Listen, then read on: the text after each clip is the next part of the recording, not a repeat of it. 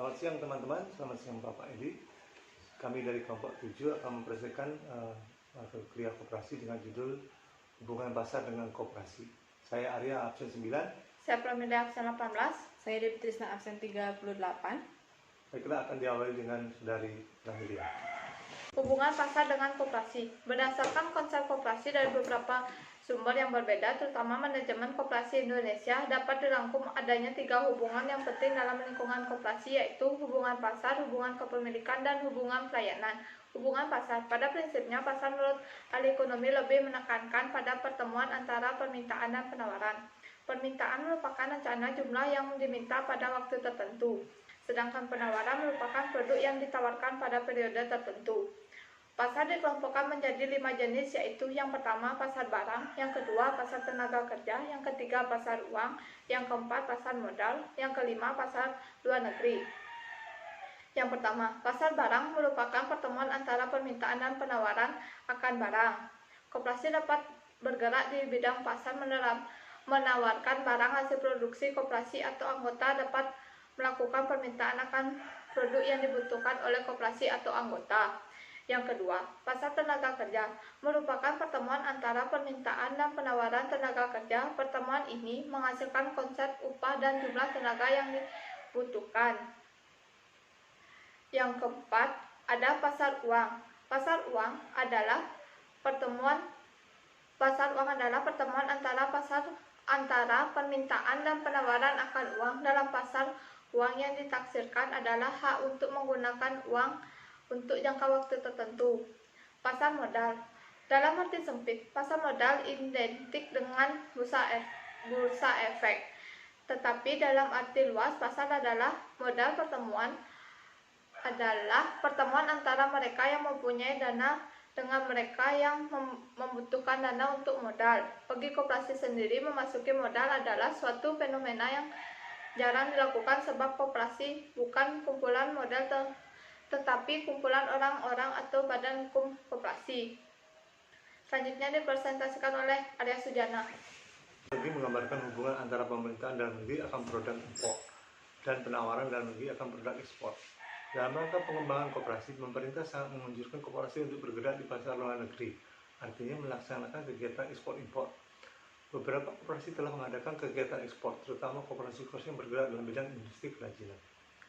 Hubungan kepemilikan menunjukkan besarnya peranan anggota dalam koperasi. Artinya, anggota adalah pemilik perusahaan koperasi. Sebagai pemilik, anggota mempunyai kewajiban dan hak tertentu dalam koperasi. Kewajiban dan hak pribadi adalah kewajiban dan hak dalam kegiatan koperasi.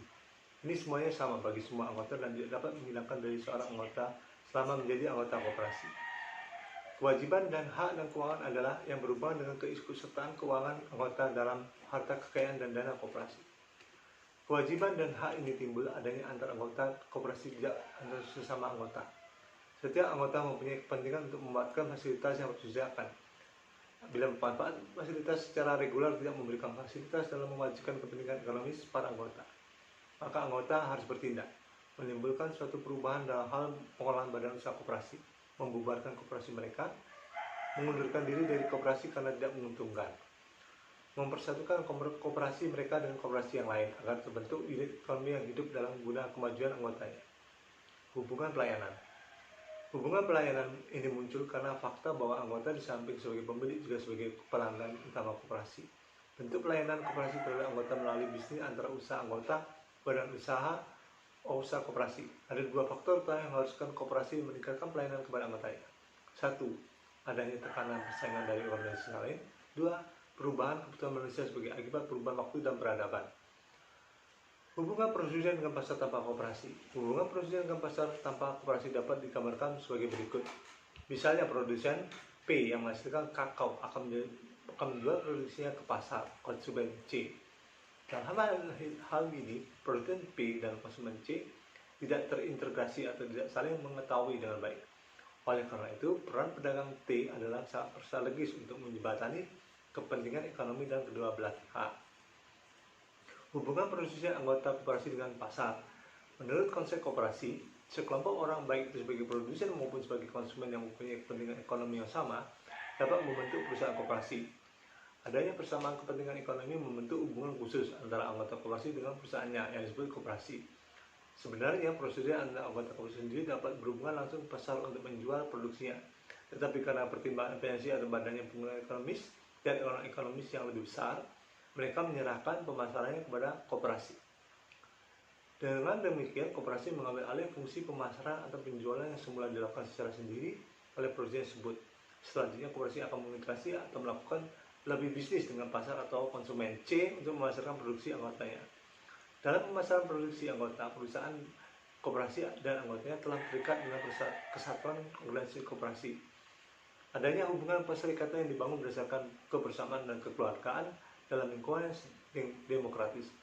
Sebagai konsekuensi logis dari hubungan ini, maka keuntungan ekonomis yang diperoleh dari pemasaran bersama melalui perusahaan koperasi tersebut akan jatuh langsung ke tangan anggota. Namun sebaliknya, bila koperasi mengalami kerugian, anggota pun akan menanggungnya. Kekuatan dan kelemahan koperasi dalam sistem pasar. Koperasi sebagai bagian dari sistem pasar secara keseluruhan, koperasi akan bersaing dengan perusahaan-perusahaan lain yang bukan koperasi. Koperasi harus mampu menggunakan kekuatan-kekuatan yang dimiliki, mampu mencari peluang yang dapat meningkatkan pertumbuhan, memanfaatkan kesempatan, dan memperbaiki kelemahan-kelemahan yang ada di dalam tubuh koperasi. Kekuatan-kekuatan koperasi. Economic of scale, adanya pembelian barang yang banyak, bargaining position di pasar, kekuatan dalam menawarkan produk, kemampuan dalam menghadapi ketidakpastian, uncertainty, adanya internal market dan external market, risiko ditanggung bersama. Pemanfaatan interlink market dan resistance cost sebagai akibat self control dan self management. Anggota harus mempunyai sifat altruisme. Kelemahan-kelemahan koperasi berdasarkan prinsip-prinsip, yaitu prinsip keanggotaan bersifat terbuka dan sukarela. Ini akan melemahkan permodalan dalam jangka panjang. Prinsip kontrol secara demokratis, prinsip pembagian sisa hasil usaha berdasarkan jasa anggota, prinsip bunga yang terbatas atas modal. Selanjutnya yaitu koperasi dalam pasar persaingan sempurna. Pasar persaingan sempurna, jenis pasar persaingan sempurna terjadi ketika jumlah produsen sangat banyak sekali dengan produksi produk yang sejenis dan mirip dengan jumlah konsumen yang banyak. Contoh produknya yaitu seperti beras, gandum, batu bara, kentang, dan lain-lain. Pasar persaingan sempurna memiliki ciri-ciri, diantaranya itu jumlah penjual dan pembeli banyak.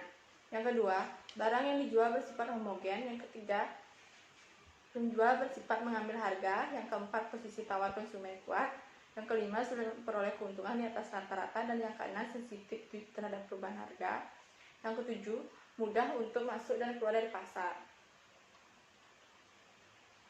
Suatu koperasi yang memiliki kemampuan manajerial yang sama dengan para pesaingnya tetap tidak akan mampu menawarkan pelayanan kepada anggotanya dengan lebih baik daripada pesaingnya. Kemampuan itu mungkin ada, tapi hanya dalam jangka waktu yang sangat pendek, dan hal ini tidak ada artinya jika koperasi mengharapkan eksis dalam jangka panjang. Koperasi dalam pasar monopoli. Pasar monopoli adalah suatu bentuk di pasar di mana hanya terdapat satu penjual yang menguasai pasar. Penentu harga pada pasar ini adalah seorang penjual atau sering disebut sebagai monopolis. Sebagai penentu harga, seorang monopolis dapat menaikkan atau mengurangi harga dengan cara menentukan jumlah barang yang akan diproduksi. Semakin sedikit barang yang diproduksi, semakin mahal harga barang tersebut, begitu pula pun sebaliknya. Ciri-ciri dari pasar monopoli yang pertama yaitu perusahaan penjual atau yang menghasilkan produk hanya satu. Yang kedua, sehingga konsumen tidak dapat memperoleh produk atau jasa yang dijual oleh perusahaan. Yang ketiga, tidak ada produk substitusinya. Yang keempat, artinya tidak dapat digantikan penggunanya oleh produk lain. Dan yang kelima, sehingga yang bersaing dalam pasar produk tersebut adalah konsumen. Nah, berdasarkan sifat-sifat di atas, koperasi akan sulit untuk menjadi pelaku monopoli di masa yang akan datang, baik secara lokal, regional, maupun nasional. Sekian presentasi dari kami. Baiklah, untuk presentasi ini saya tutup dengan mengucapkan terima kasih. Jika ada salah kata, saya mohon maaf. Selamat siang.